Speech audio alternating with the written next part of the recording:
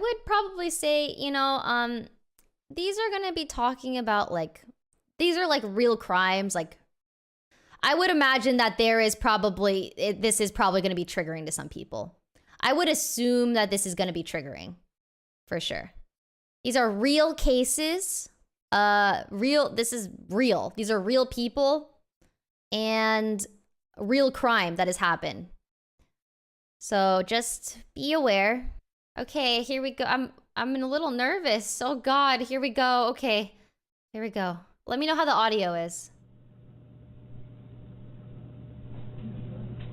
Should I move my cam somewhere?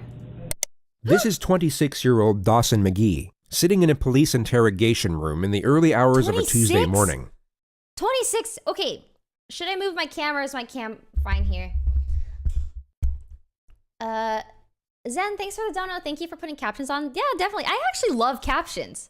I never really thought that you could turn them on for YouTube videos. You guys taught me that, actually. It's fine? Okay. Okay. It's a bit loud. Okay, I'll turn it down a little bit. I actually, when I watch movies, the rare times that I do watch movies, even if they speak English, I have subtitles on. Yeah, I don't know. Okay, here we go. I won't restart it or pause it anymore.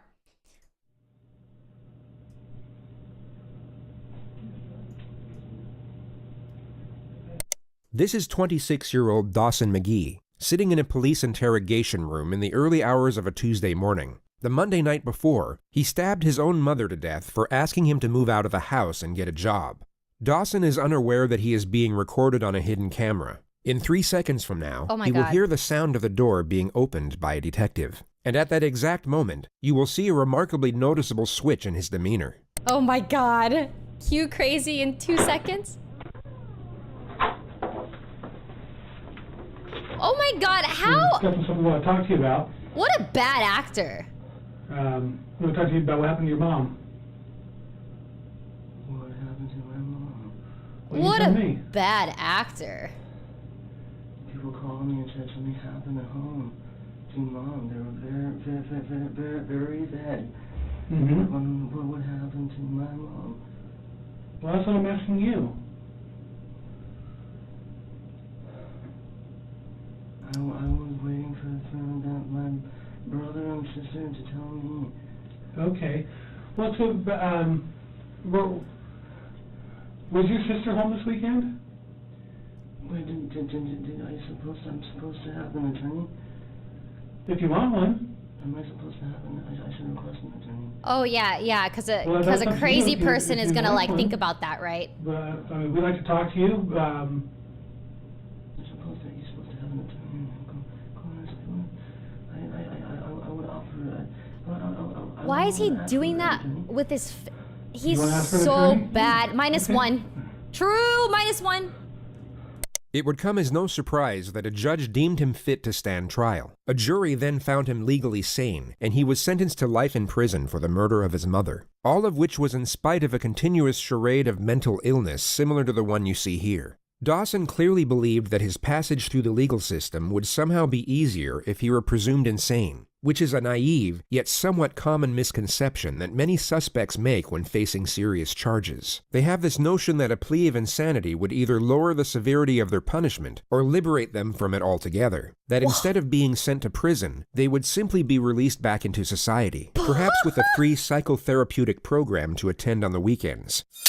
This is, of course, a far cry from reality. In the United States, if you're found responsible for a serious offense, but also found not guilty of the crime by reason of insanity, you will be institutionalized at a high-security psychiatric facility. These institutions are without question some of the darkest and most disturbing places in the system. And if you're not actually suffering from the crippling effects of mental illness, living in this type of environment will be a mentally agonizing experience. The foresight of what occurs inside these units would make the majority wish to avoid them. But once you are in, it is very hard to get out, and you will have to serve the same, if not a greater amount of time than you would have had to serve at a regular prison. So to put it briefly, if you commit a serious offense and then pretend to be crazy in order to get away with it, your life from that point forward will be an extremely dark and uncomfortable existence whether you manage to fool the system or not.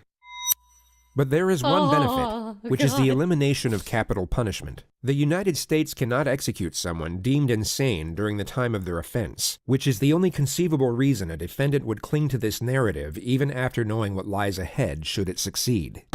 And this happens to be a notion that ties in... For what reason do they have jump scares in this? Why did they do that? Wait, how many more of those? Why did... Okay. That made me sweat. Okay. closely to the primary subject of this video. So it will dumb. focus on one particular individual whose interrogation footage is so fraught with blatant trickery pissed that me most off. of the segments presented to you won't even need suggestive commentary. You can simply observe and judge for yourself whether you see authentic behavior or not. But before showing you what pretending to be crazy looks like, we'll briefly show you a genuine case of the criminally insane, or at least a far more convincing one.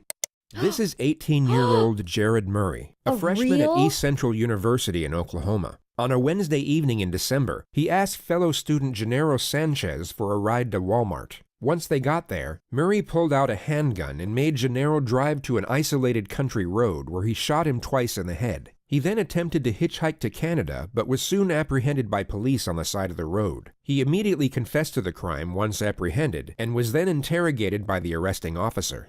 I went down to his dorm room and asked if I could be given a ride to Walmart in exchange for $20 gas money. Why? So he took you to Walmart, Yes, sir. and did you both go in? No, we did not go in, sir. Okay, and why not? We pulled into the parking lot, then I pulled the weapon on him and demanded that he take me to Asher, Oklahoma, sir. Okay, and why did all of a sudden did you decide that you needed to go to Asher?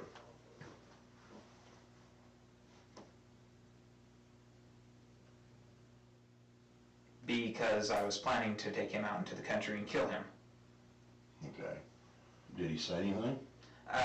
He panicked, wanted to pull out his phone. I yanked the phone out of his hand, and then he panicked some more, kept telling me not to kill him. To make him feel more comfortable, I unloaded the clip, unloaded the bullet from the chamber, handed them over to him, and that eased his nerves a little.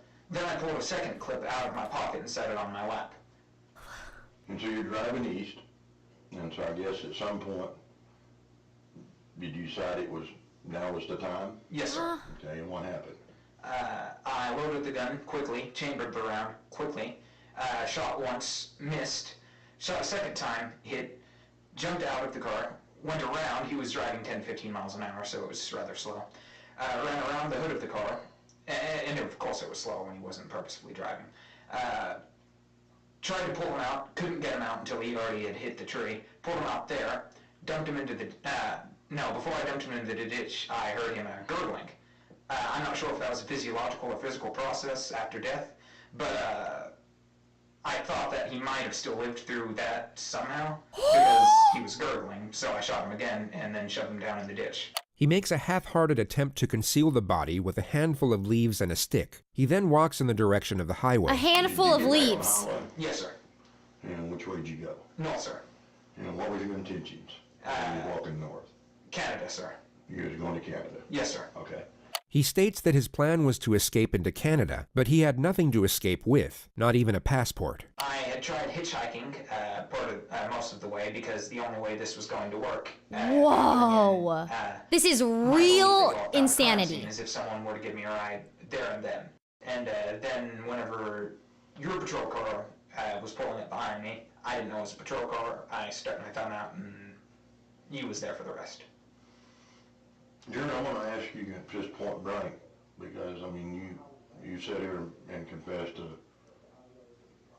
I would be so scared to be in that room with him. And I think you might agree with me, just cold-bloodedly killed a young man tonight. Yes, sir. Or last night. Have you ever killed anybody else? No, sir. You will now see the detective attempt to establish a motive for the crime. I guess I'm having a hard time understanding what you got out of it. Can you help me? I don't really get anything out of it. Do you feel any remorse? I'm sad that I got caught so Oh! quickly. Tell me why I should believe you that there just was going to be one person that was going to suffer from your consequences of killing. You have no reason to believe me, sir. I guess I'm just still having a real hard time understanding why. The detective fails to establish a solid motive for a further 2 minutes. The discussion eventually lands on the victim's long-term girlfriend. You don't think she's going to be upset, heartbroken? I think she will be, sir. How does that make you feel? No different, sir. Okay.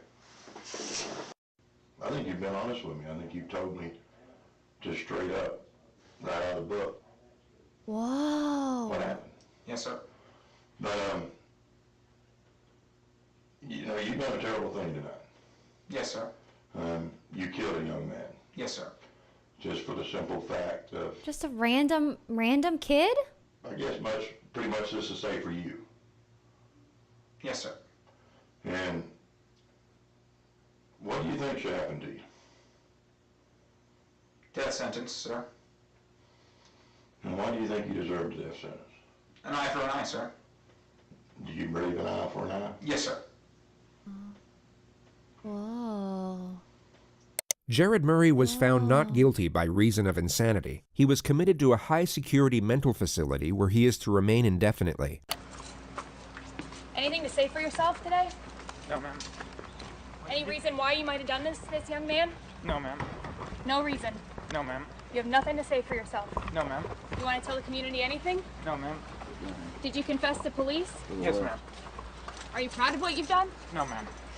Do you have remorse for what you've done? No, ma'am. He appears completely void of human emotion. No regret, remorse, shame, nor fear. He had both taken a life and destroyed his own, yet seems indifferent to the circumstances. With respect to his Don't look at my interrogation face. footage, the most conspicuous element was the complete lack of self-preservation. He didn't once attempt to deflect blame, nor afford himself any type of justification for his actions. He simply spoke in a factual, non-biased manner, impartial to how his words may have been taken or even twisted to be used against him. There was no calculated structure to his behavior whatsoever. So with this notion in mind, let's move on to the primary subject of this video. I'm like in shock.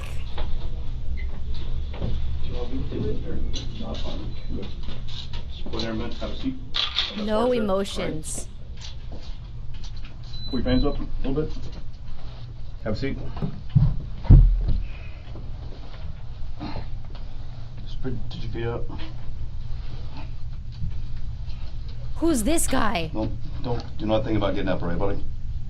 Yeah, don't. This is 19-year-old Nicholas Buddy. Cruz, who 3 hours and 55 minutes prior to this moment murdered 17 people at his former high school in Parkland, Florida. Among the dead were 3 teachers and 14 students, the majority of whom were 14 years old. A further 17 students were seriously wounded during the massacre. The gunman dropped his rifle 7 minutes into the rampage and then blended in with the crowd as he ran out of the building. He was at large for 1 hour and 20 minutes, during which time he stopped off at a Subway and then a McDonald's, where he sat down and casually spoke to one of the victim's brothers. The student was unaware that his older sister had just been shot through the chest by the man sitting across the table. The description of the shooter was transmitted by police over the radio, which led to an officer identifying and arresting him on a street just 2 miles away from the school. He was taken to the nearest hospital and examined by a doctor for roughly 1 hour and 45 minutes. He was medically cleared and then transferred to the local sheriff's office where he was subjected to interrogation.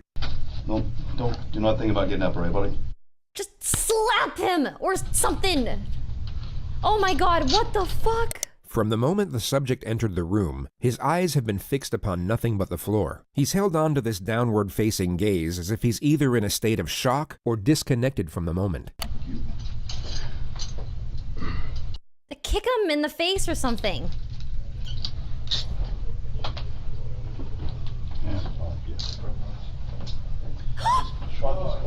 Wait, is he trying to break his finger? Oh my god, dude, I can't. I hate him. At the I hate exact him. moment the door shuts, he lifts up his head to observe his surroundings. His behavior completely shifts once he believes no one is watching.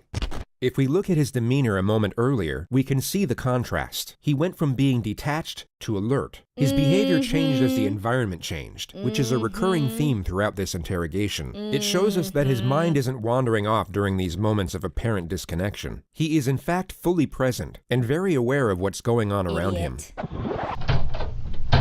As he looks up, his eyes immediately lock onto the camera. He now knows he is still being watched, and his following gestures will resemble that of someone with suicidal tendencies.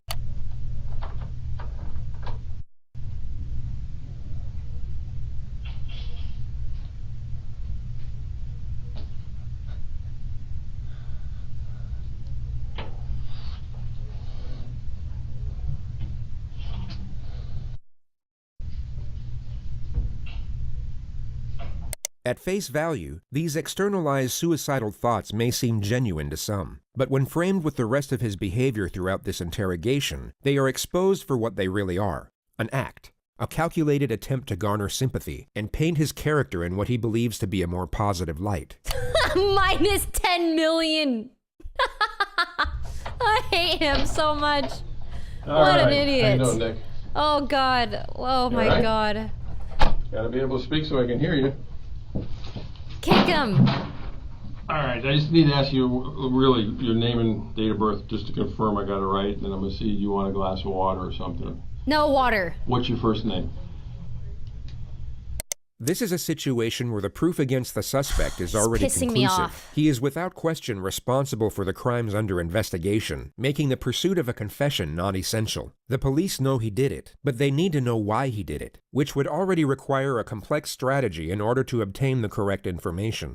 But the suspect's first recorded statements upon his arrest have now made the procedure considerably more difficult. What's going on today, bro?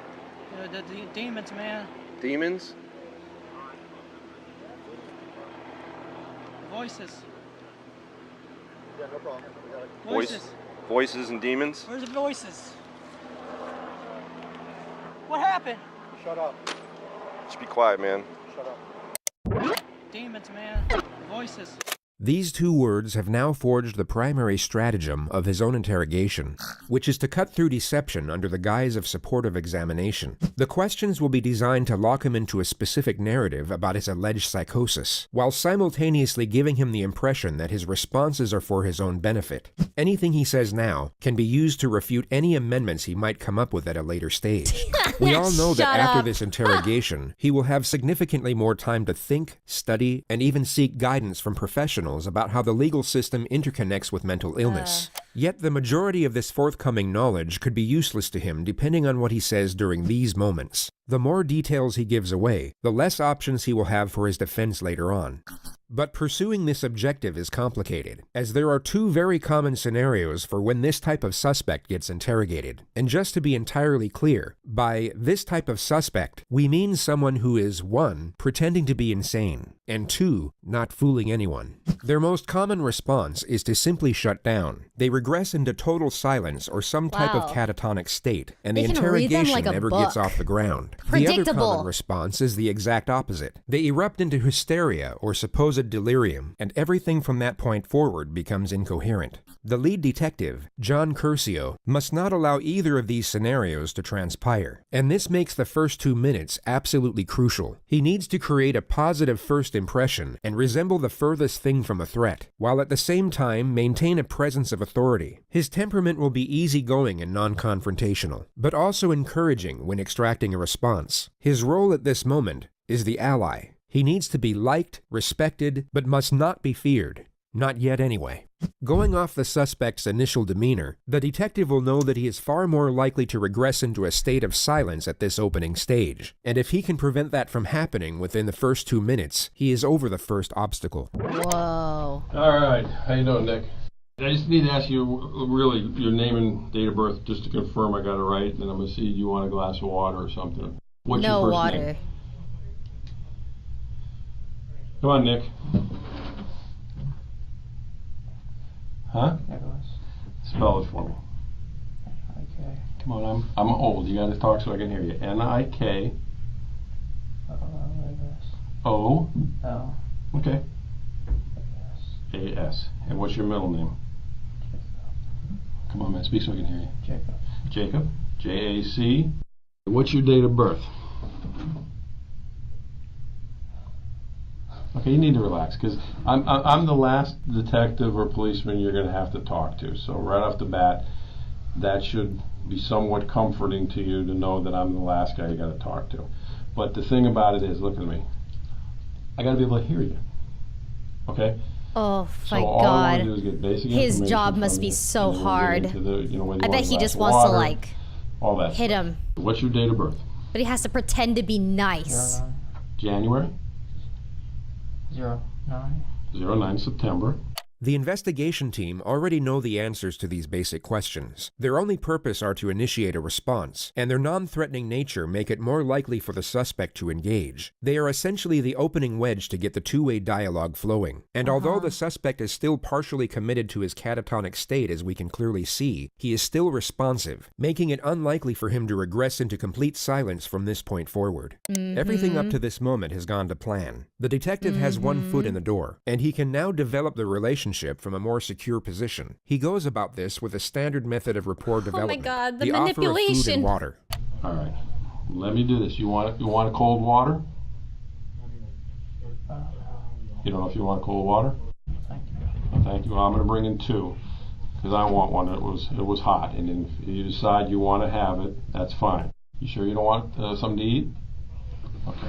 The refusal to accept food and water is a familiar response which you may have already seen on this channel. It's a glaring manifestation of seen shame. anything. This is not to be confused with guilt nor remorse, both of which require the acceptance of responsibility, which in turn directs our focus outwards on the feelings of others. Shame, on the other hand, shifts our focus on the perceptions of others towards ourselves. The subject is afraid of how it will look if he accepts the offer considering the circumstances. He instead wants to appear as if he's so negatively affected by the events that he's unconcerned with meeting his basic needs. Predictable.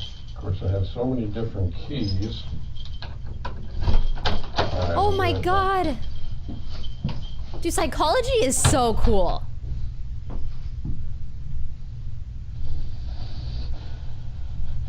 Once again, his demeanor abruptly switches when the detective leaves the room. With his head buried in his hands, it's anyone's guess as to what is going through his mind at this moment. But what you are about to see next is extremely revealing.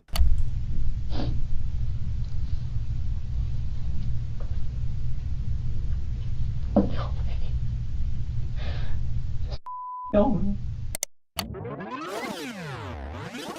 Cruz was a left-handed shooter. The surveillance at the school would confirm this, and if you pay close attention to the movements of his hands in the next moments, although very subtle, you can see that he's reimagining holding his weapon.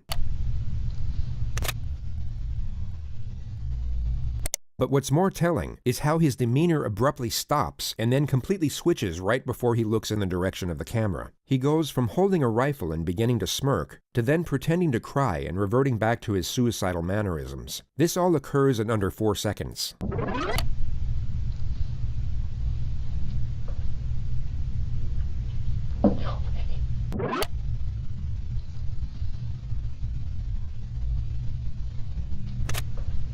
Whoa.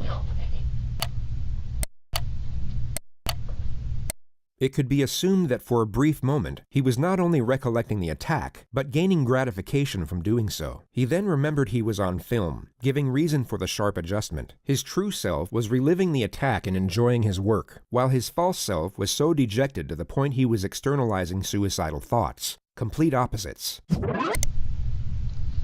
Whoa.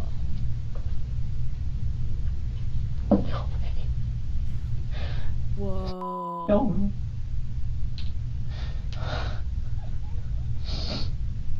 His next calculated charade is one of self-harm. He first bites himself without drawing blood, or leaving any marks that were visible in his jail intake photographs.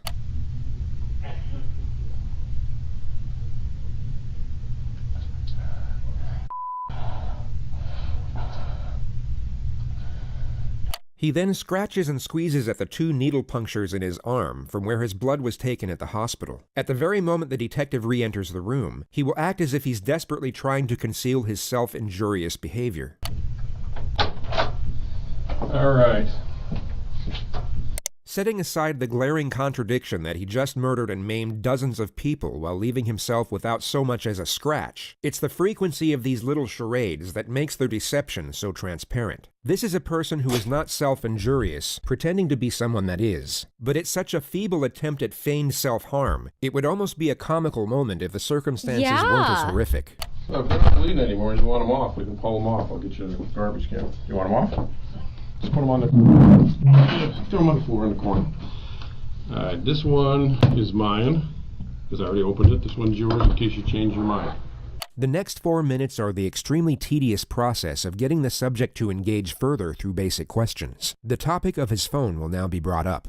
What about your phone? Do you have a phone? I lost it. When did you lose it?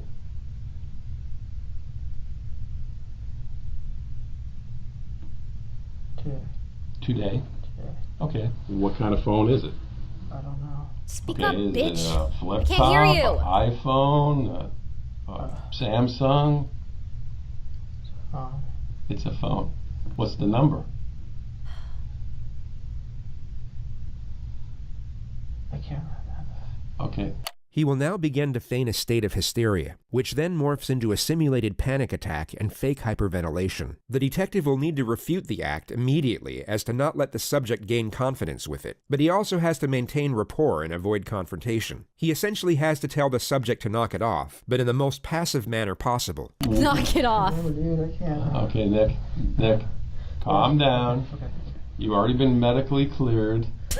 I know what's going to be talked about is difficult, Idiot. but again, you don't remember your phone God. number. How long you had the phone? I hate him so much.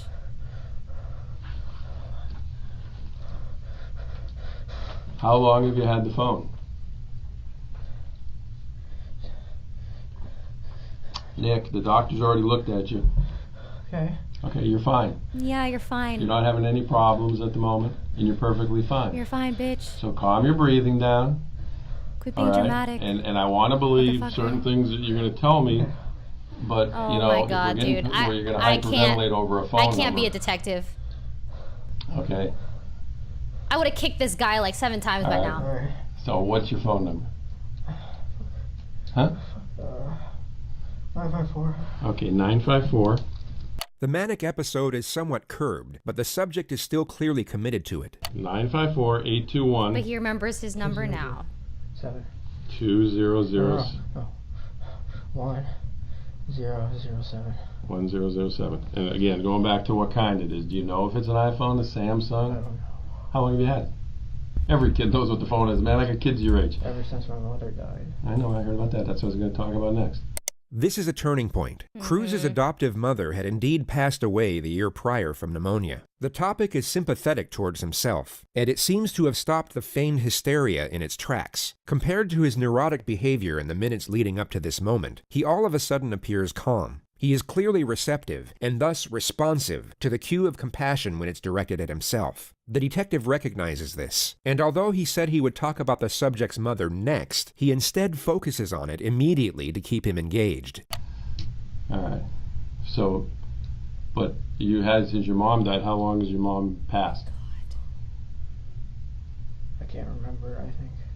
Okay. This year, November. last year? November. November? Okay. Okay, when your mom passed, were you living with her? Yes. Okay, what city was that? Parkline. Parkland?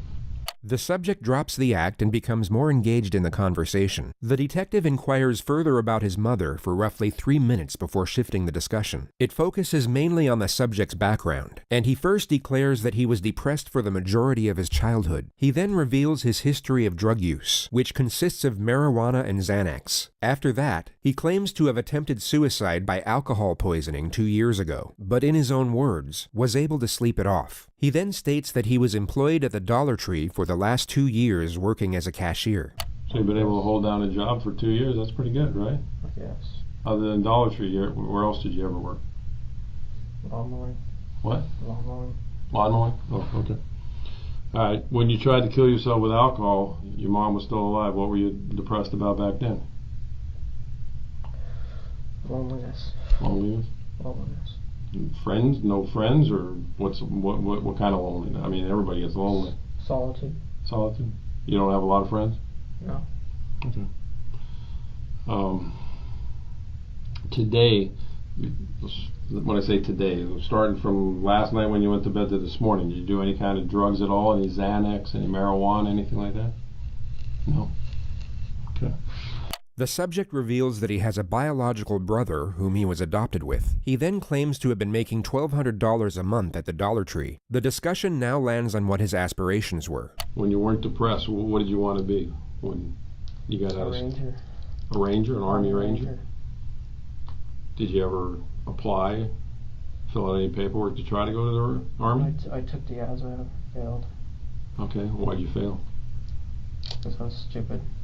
You what? I'm stupid. You're stupid? True. Okay, were you going to take it again? I was afraid to take it. Okay, but you had aspirations to do something with your life. You wanted to be that's a hell of a thing to want to be, an Army Ranger. The discussion moves on to the subject's gun collection, which continues for roughly 4.5 minutes. The attack on the school is yet to be mentioned, but the last gun to now be discussed was his choice of weapon to commit the massacre. What made you choose out of all the guns to want to buy an AR-15?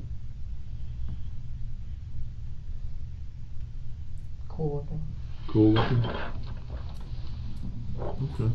Oh my God. Now when you bought it, I mean, it was a legitimate purchase. They gave you a receipt and everything, right? So you bought it legally, right? Did you fill out those forms and everything? Okay, you remember those forms? Okay. The detective now shifts the topic onto his former high school, the same place he carried out the attack. Now, 3 years ago when you went to Douglas, and obviously you stopped going there, why'd you stop going there? My depression worsened. Your depression worsened, and what was going on? Did you just stop school on your own, or did some incident happen where? Yes, some incident. Well, what was the incident that happened? Fought a kid. You fought a kid? You remember the kid's name? Ian. Ian. And did you guys both get in trouble for the fight, or? Yeah. Okay. Well, what did they do? Suspend you? They suspended me. Okay. And what happened from there? After you got suspended, did you go back to school? Yeah. Okay. What happened? Why'd you stop going there then? Felt embarrassed. You felt embarrassed because you got suspended, or you felt embarrassed because of why? Because of the fight. Okay. Well, what was embarrassing about the fight? What were you guys fighting over? A girl. A girl? Well, what was embarrassing about it? I mean, did Ian get the better of you? Was that what was embarrassing, or he got the better of you? Okay. He has just provided the state with a solid argument for a motive. Establishing a reason for an offense is critical when dealing with claims of insanity. It can not only indicate premeditation, but also calculated malice in connection to the crime, something considered absent in the mind of the criminally insane. He also asserts that he was lonely and depressed while attending the school, all of which can reinforce the argument that he was exacting revenge upon the community in which he felt ostracized. All right, so you go back to school. What ends up happening? You just stop going to school out there, or you got into more problems? Got into more problems. What was the more problems? Failing class. Okay. Not going to school. Okay. And this was all while your mom was still alive? Yeah. Okay. Did there come a point in time where you just stopped going there, or they expelled you? Or I just stopped going and then transferred me. They transferred you? When they transferred you, was that upsetting to you? Yeah. Okay. As we know, the suspect has made the claim about hearing a voice which he labeled the demon. The detective will now attempt to get a detailed narrative of these perceptual disturbances. He will do so by asking a series of open-ended questions, and then continuous follow-up questions thereafter. This will lock him into specific claims about what he was hearing. The more information he gives away, the less he will be able to amend later on. And the more questions that are posed, the more likely he is to make contradictions that can be used against him. True. The suspect believes this is some type of clinical evaluation for the sake of his own well-being, and this misconception will become glaringly apparent later on. He, at this moment, is oblivious to the fact he is giving information away that will be used to cut through his own defense in years to come. You go to the hospital, the doctors clear you. It's time. And you're talking about demons. What are the demons? The voices. Well, tell me about it. Yeah. What are the voices? Tell him about it. It's another voice, the evil side. Okay. And how long has that voice been going on? Years. Did you ever tell anybody about the voice? Never? And what does the voice say to you?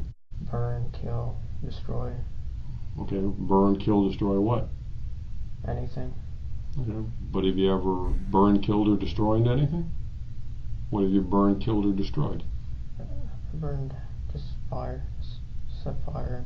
To what? In a pit. Fire. Oh, a fire pit. Okay, well. You lit a fire pit. I mean, the voice told you to burn something, you built a fire in a fire pit. You built a fire in the fire pit. What's destructive about that? That's what fire pits are made That's for. what they're for. What else did the voice tell you to do that's... Kill animals. Okay, have you ever killed animals? Yes. What kind of animals? Birds. Birds? Wild birds or people's Birds. pets? How do you Not kill wild them? Birds. How do you kill them?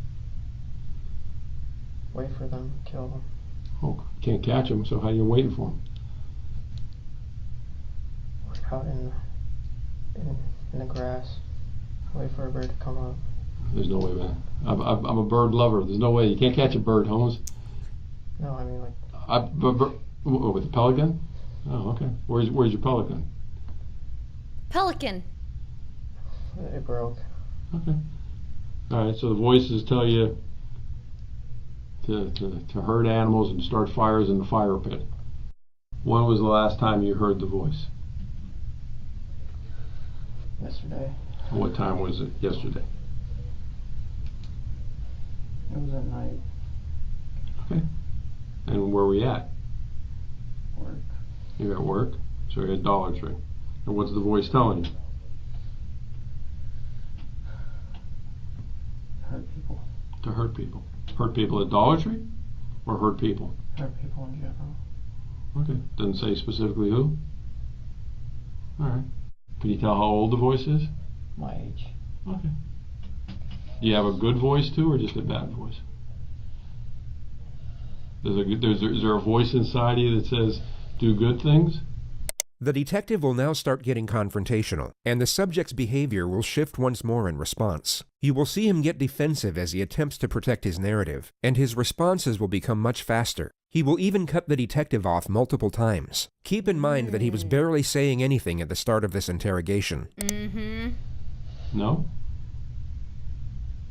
So it's bad. Can't be. You held down a job for 2 years. If you were doing things bad, you wouldn't be able to hold a job down for 2 years, right? Mm-hmm. Okay. I mean, look. Everybody has... It's me and then my bad side. I understand. Everybody's got a, quote, good and bad side. There's people... No, it's a voice. The voice is in here. And it's me. Just regular me. Just trying to be a good person. Okay. Set aside his contradicting behavior for a moment and focus solely on his storyline. In his ideal scenario, we are to believe that he was battling these supposed voices and, in his own words, trying to be a good person. Yet he was unable to reveal or seek help for this internal struggle until the very moment of his arrest. It was quite literally the second he was confronted with his comeuppance that his supposed demons came to light. Now that he is in custody, with the atrocities already committed, he is somehow able to maintain control over the force that was previously keeping him silent. But a deleted video that would later be extracted from his phone would tell a very different story. What is it? Hello. My name is Nick, and I'm going to be the next school shooter of 2018. My goal is at least 20 people with an AR-15 and a couple tracer rounds. I think I can get done. Location is Stone Douglas in Parkland, Florida. It's going to be a big event. And when you see me on the news, you'll all know who I am. There are no signs of perceptual disturbances. There is no anguish, doubt, hesitation, or uncertainty when announcing his intentions. By his own narrative, he claims to have continuously fought against the evil intentions of the voice. Yet from a visual standpoint, there is no conflict in this video whatsoever. There is It's none. me and then my bad side. I understand. Everybody's got a, quote, good and bad side. There's people... No, it's a voice. What The an voice is in here. idiot. And it's me. Just trying to be a good person. Okay. But obviously, again, when you say it's a voice, it's you. It's all you. Yeah. The voice is you as well.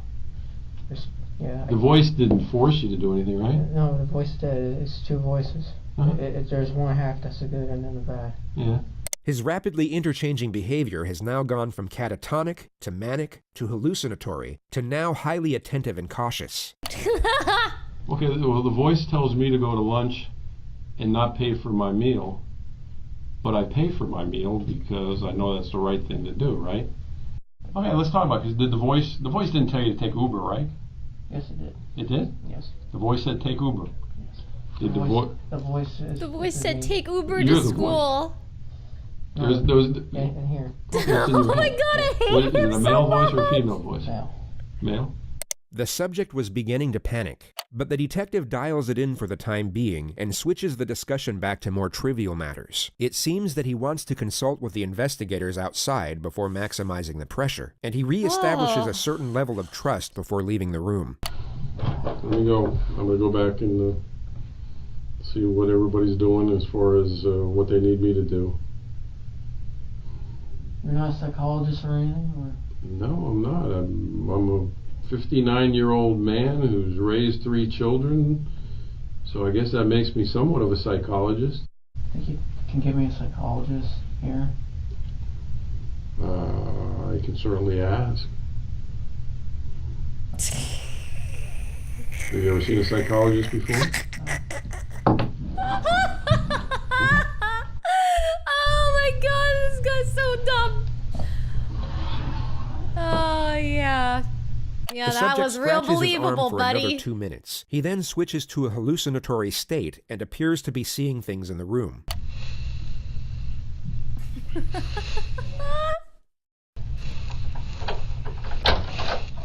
All right. Got some stuff here.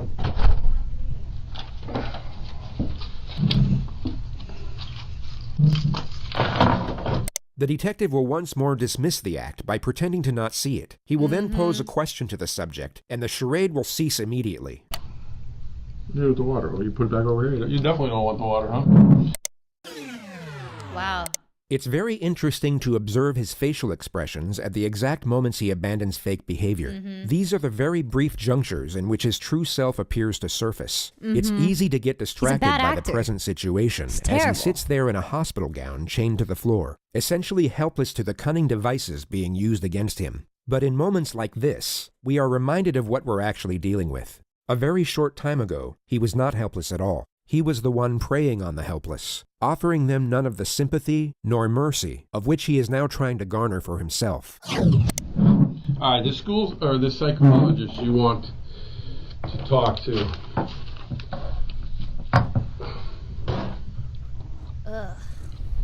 Obviously, I would have to tell him what you want to talk to him about. So, what exactly do you want me to ask him, or why do you want to talk to a psychologist? Find out what's wrong with me. Well, what do you think's wrong with you? I don't know. What's The wrong with you? detective in this next segment will attain further information about the supposed voices, only he will no longer have to tread carefully in order to maintain a friendly connection. He will still secure useful information, but also get confrontational as and when he pleases. The risk of frightening the suspect to the point where it stops the interrogation is no longer a concern. When you hear the voices, are the voices like outside your head or inside your head when you hear them? Inside. Okay, so it's not like you don't hear a voice from that corner talking to you. It's inside your head. And is it always the same voice, or is it only one voice? One voice, same. And you said it's a man's voice? That's your conscience. Yeah. Yes. Does it sound like anybody you've ever met? Anybody you ever seen on TV? Can you tell, like, by an accent? Is it what kind of, is it an old man, young man, white man, black? Man. Young man? About the same age as you think? But it's only one voice you ever hear, right? Yes. Do you hear the voice when you're in bed at night sleeping? Yes. Do you ever see anything with the voice? Like some people say, oh, I see a person sitting in the corner. You don't see anybody sitting over there, do you? It's just me and you, right? All right. Do you always obey what the voice tells you to do? I try not to. Okay. Well, how many, on any given week, how many times do you think you hear the voice? All the time? Once every day. Once every day? No, Morning, he doesn't afternoon, have night? schizophrenia. Always the He's same time? faking it. In the afternoon. About what time? Guys, he's faking it. He killed 17 people and is trying not to get, 11 like, to 12. in trouble. Why do you think it's those hours? I don't know. It's always around lunchtime? Now you talked about demons, and then you talk about the voice. Yeah, that's the demon. The voice is the demon. The voice is the demon. So there's not the two... person, whoever it is. Does it have a name? No name. Does it ever say, hey, my name's Nick? Does it use your name or use somebody else's name? Just a voice with no name. Just a voice with no name telling what to do. Did the voice tell you? Okay, I feel like there's some people that are coming in at the wrong time and think that this is a real schizophrenic person. I would just recommend watching it from the beginning, because the whole point of this is psychoanalyzing a fake crazy person. So I'm only gonna pause it and say that one time, okay? I would not be so insensitive to a real schizophrenic person, but this guy is a mass murderer that is not schizophrenic. He's faking it to not get sentenced terribly, okay? That's the only time I'm gonna say it. DNT thinks it down. As a person diagnosed with schizophrenia and suffer from auditory hallucinations, I could say he is not mentally ill. No, he's very clearly not mentally ill. I mean, he recorded himself on his phone showing that he had a plan. Like, his plan was to be the next big mass shooter. Why'd he do it? Well then, I would go back and watch the video, honestly. But we haven't gotten like a real... It seemed like the reason why he did this was because he wanted people to know his name. Like, he wanted to be famous that way. He wanted to be the big mass shooter of 2018. That's what he said in that video. Yeah, so I realize how out of context this look if you're coming in at the wrong time, but this guy killed 17 people. So, and we're analyzing him. You gonna buy that AR-15? Yes. Did it tell you, hey, buy that gun, it looks cool? Did the AR-15 get picked out because it was similar to the gun that an Army Ranger would carry? No, it's because of the voice. What do you think if you didn't buy it, if you said, hey, I ain't buying these guns, too expensive, what do you think the voice would have done to you?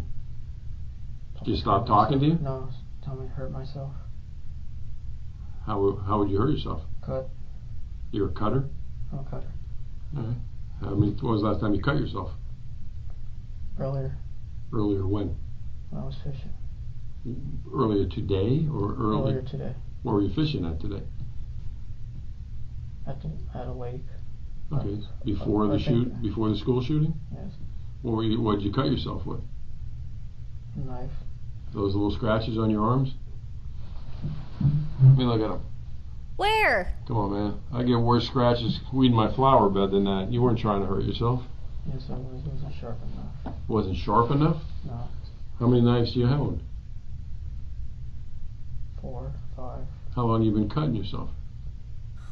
Years. Oh my God. Years? You ever cut yourself where you had to go to the hospital and get stitches? When you cut yourself, it's because the voice just told you to cut yourself. And if you didn't talk or you didn't listen to the voice, then you were going to be alone because your voice was your only friend. That's kind of what you're saying. Even though you have a biological brother. Since me and you have been talking, have you heard the voices? What's it said? Saying cut yourself. For you to cut yourself. Does the voice like me?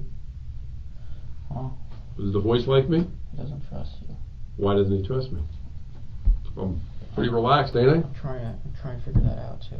Well, what doesn't he like about me? I mean, I'm kind of grinning because I want to know what the voice's problem is with me. What doesn't he like about me? I treated you fairly. I've given you water. I talked nice to you. He gave you water. You know? You're too nice. I'm too nice. Yeah. True. That's a good point. How many He's times too has the nice. voice talked to you while we've been in the room here together? A lot. Has the voice said jump out of the chair and do anything bad to that policeman? Hi, baby. Saying kill yourself now. I don't really believe there is a voice, to be honest with you. There is a voice. No, I don't think there is. I'm telling you the truth. There is. No. I mean, I feel you probably want to kill yourself because of what happened, but... No, the voice is telling me to kill myself. Okay, but the voice is telling you that the AR-15s is... You like guns, man. You want to be a ranger. You like guns. It's all right. There's cops like that. There's cops who got 50 million guns. You didn't buy guns because the voice said, hey, today I like Mossbergs, tomorrow I like AR-15s. You like guns. Can you call the psychologist? I've already got the questions from some of the psychologists. Some of the questions I asked you were from... it? Yeah. I see. That's the ones I asked you. You already... No.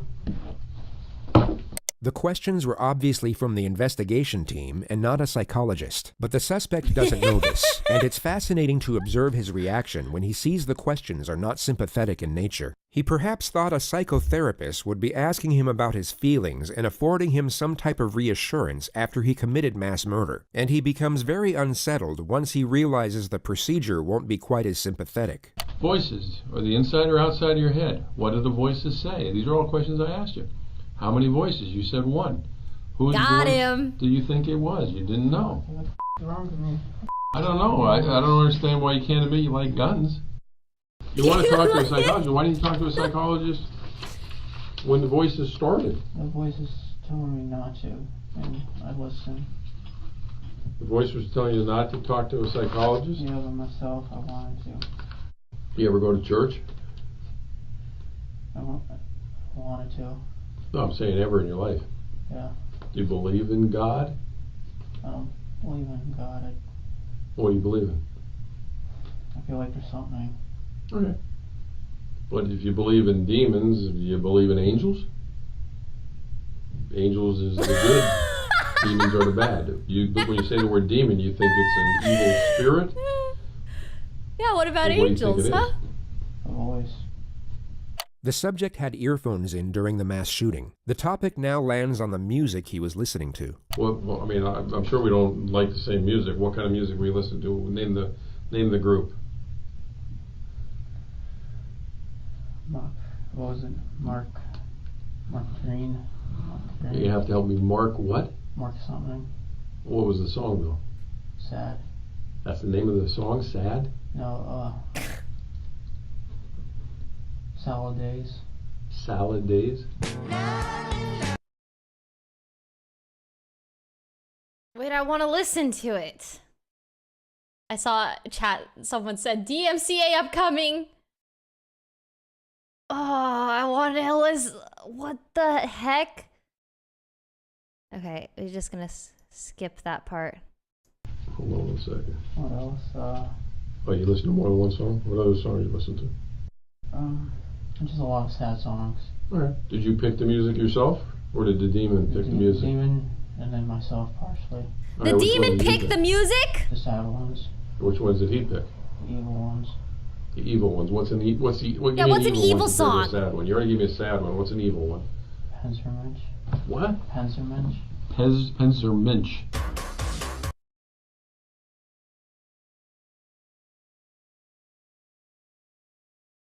I mean, there's no lyrics to it? Oh, no. Oh, well, there is lyrics, but I don't know what it means. But is it in English? No. What language is it in? German. German? Do you speak German? No. Then how do you know what the lyrics mean? I don't. So they could be happy, right? I don't know if they're happy or not. Well, again, you don't because you can't speak it. The demon chose it. I didn't choose. But you have them on your. How long do you think you had them on your playlist? For a long time. Okay, so you listened to them a lot of times. So you had a playlist of music that the demon helped you pick out, but you picked out some of them. Huh. Yeah, it's not adding up. I'm just having a tough time understanding this demon thing. I know. Nobody understands. Well, the Xanax you were talking to me about earlier, where'd you get the Xanax? On the street or? On the streets. So you used to buy that? Other than Xanax and marijuana, what other drugs you never tried? Flakka? PCP? Cocaine? Heroin? No. Okay, Xanax, how many of those did you take when you used to take them? 5. Okay, 5. What size bar? How big? I mean, what color was it? Half, sometimes full. Okay, what color? They all White. White. All right, but that was off the street. Did they help you sleep? It made me drowsy. Okay. Did it make the demon go away? Yeah. When was the last time you think you did Xanax? A long time. So if the Xanax helps you get the demons away, I think marijuana does it better. marijuana does better. When was the last time you smoked marijuana? Last week. Last week? Because you're making $1,200 a week. Why didn't you smoke marijuana every day to get rid of the demon? Yeah. Illegal. It's illegal? Yeah. It's illegal. It was illegal whether you do it once a week or once every 5 minutes. Mm-hmm. So why didn't you choose to get rid of the demon by doing it? Anytime you heard the demon, just light up a blunt. I mean, you had the money, man. Because I knew it was illegal and I didn't want to do wrong, but he went to wrong. Okay. So the demon wanted you to do wrong, but then your good side didn't want to do wrong by smoking marijuana? Even though it made him go away. Even though it made him go away. Huh. Hi, Wendy! You told the doctor then you had anxiety problems with marijuana and have a safe trip cured home. your anxiety and made the demons go away. It seemed like an easy fix, man. If that's true.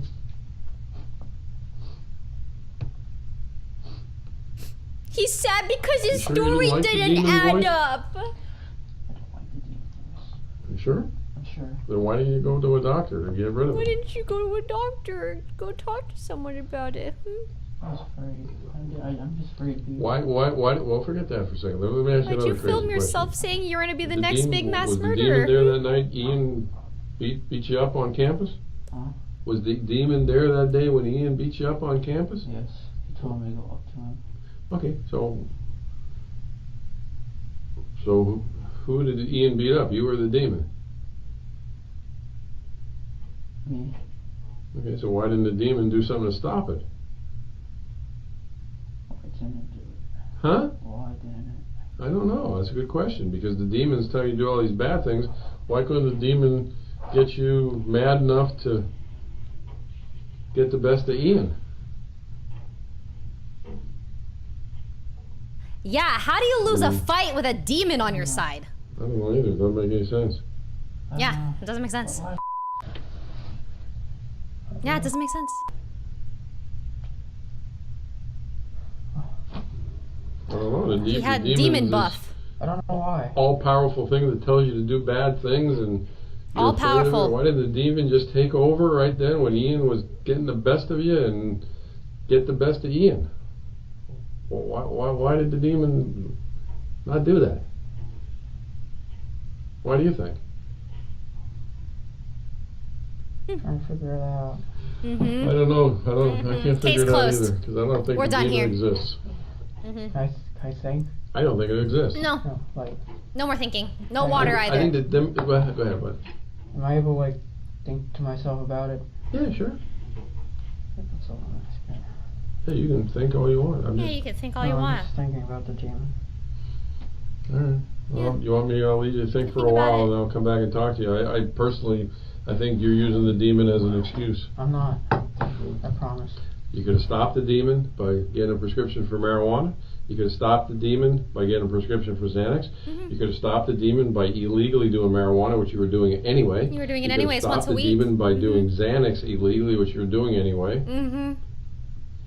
You could have stopped the demon anytime you want. You didn't want to stop the demon. Mm-hmm. The subject seems to be coming to the realization that he's not going to be treated as a victim. As he begins to meet this reality, you will notice him exhibit signs of fear. You will then see him attempt to escape the confrontation by feigning a state of psychosis once more. The detective will recognize this, but Here this we time go. will not afford reassurance. Prepare your He minus will ones. instead apply further condemnation, and a visibly frightening realization will engulf the suspect from that point forward. It's essentially the very beginning of retribution. The detective introduces him to the rest of his life at He this was in there moment. for 2 hours. No, that's not true. You didn't. You could have. I've given you 4 ways you could have stopped the demon, man. Okay, now you know you're just acting like that because. No. Okay, well, relax. You're just acting like that because I'm making sense. Calm down. I'm making sense, and you don't like when it makes sense. You don't like when it makes sense.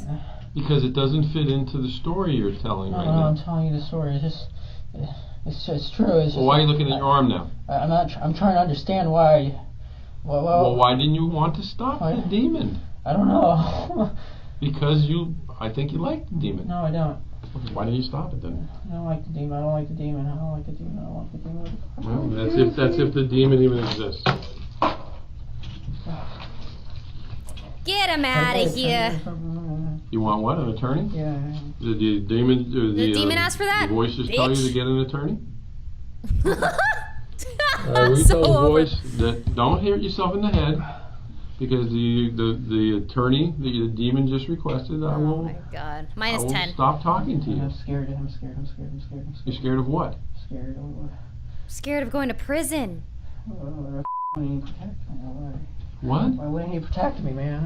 I don't know. Why wouldn't he protect me? All right. Well, again, your demon wants an attorney. Does the demon know an attorney? Any name in particular? Okay. All right. Well, just relax. You're done talking to me. And once again, I grabbed the wrong key.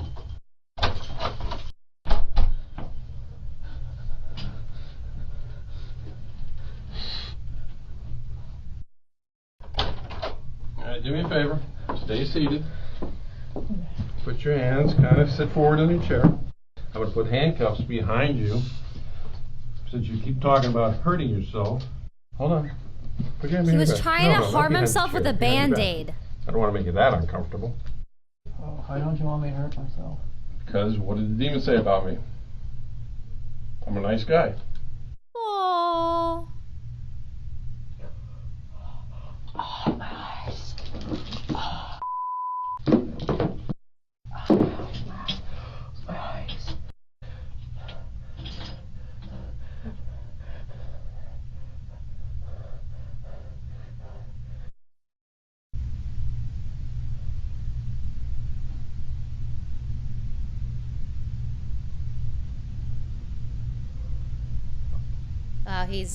He's yawning while tripping out, huh? Nicholas Cruz was taken to the Broward County Jail, where he remains in isolation to this day. His trial date is yet to be scheduled. The 20-year-old has been held without bond since last year's mass shooting that left 17 people dead. His attorney said he would plead guilty in exchange for a life sentence, but prosecutors rejected that offer and are seeking the death penalty. Okay. Dude, this video went by so fast for me. I was so invested.